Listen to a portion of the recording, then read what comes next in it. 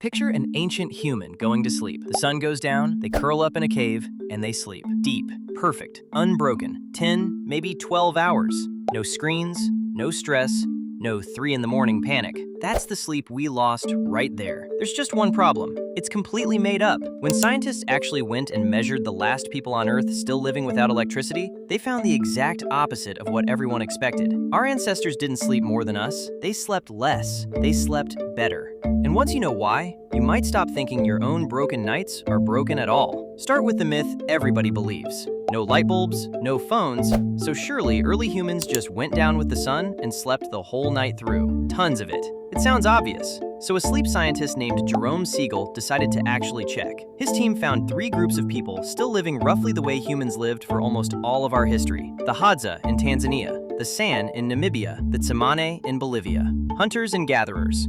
No electricity, no alarm clocks, no mattresses.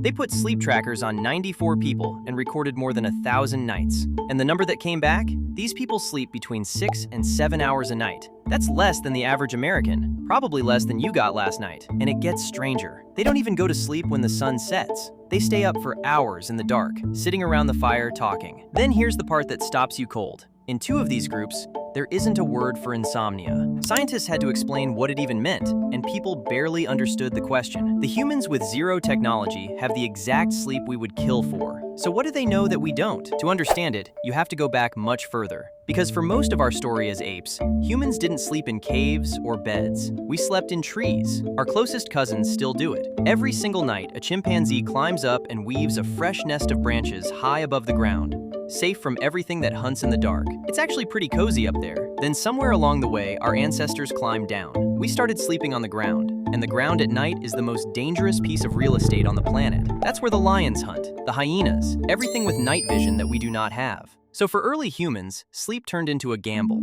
Every night you close your eyes for hours, you're basically a soft, defenseless snack lying out in the open. Evolution had a serious problem to solve, and the way it solved it is the reason you sleep the way you will tonight.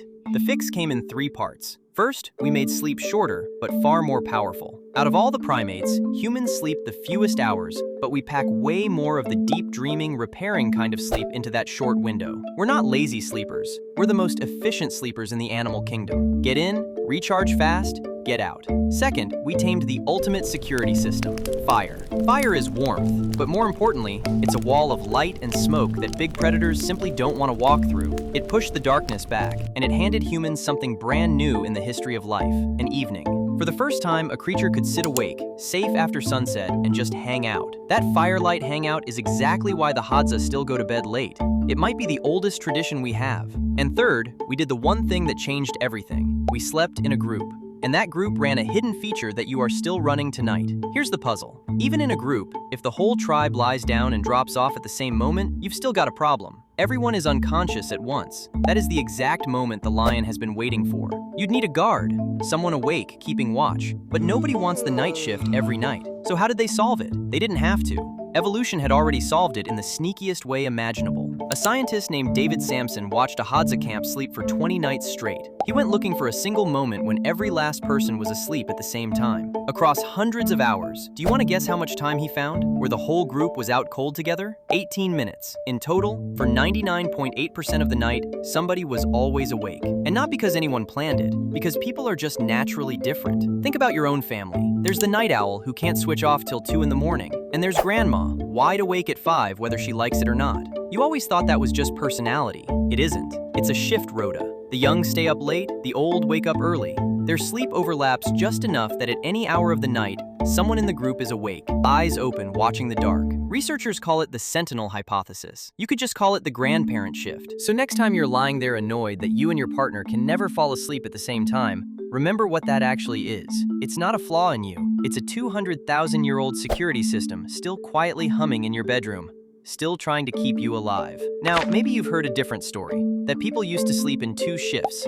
A first sleep, then an hour or 2 awake in the middle of the night, then a second sleep. That one's true, but here's the twist. It has almost nothing to do with cavemen. A historian named Roger Ekirch went digging through old diaries, court records, and letters, and he kept finding the same strange phrases, first sleep, second sleep, over 500 times. But these were people in Europe just a few hundred years ago.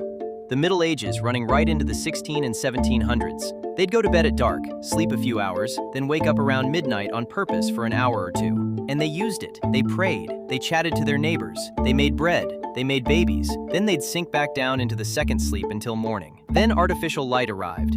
Evenings got longer, bedtimes got later, and that quiet middle-of-the-night window got squeezed out and forgotten. So the famous two sleeps aren't ancient caveman wisdom at all.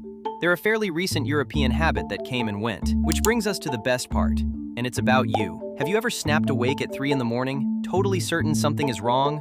Heart going, mind racing, and no clue why? You probably called it stress, or insomnia, a bad night. Ekerge has another idea. That 3 in the morning wake up might be a ghost, a faint echo of that old middle-of-the-night window your ancestors spent awake on purpose, showing up in a body that no longer has anywhere to put it. Your brain does the exact thing it did for thousands of years, and you lying there in the dark decide it's a disorder. And that is the real punchline of this whole thing. We are the first humans in history to demand 8 perfect, unbroken hours, to lie there anxious about not sleeping, which is the one thing guaranteed to keep you awake.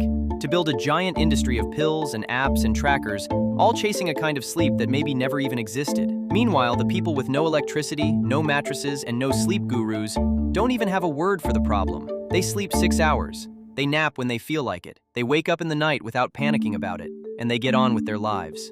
So maybe you're not broken. Maybe you're a light sleeper because for 200,000 years, the light sleeper was the one who heard the lion and woke everyone up. You are the descendant of the ones who never quite slept too deeply. That jumpy, easily woken brain of yours is the reason your family survived long enough to make you. So here's my question for you. Are you the night owl or the early bird? And what time do you keep waking up in the night? And if this quietly rewired how you think about your own tired brain, subscribe. Next time we crack open another everyday thing you have never once stopped to question.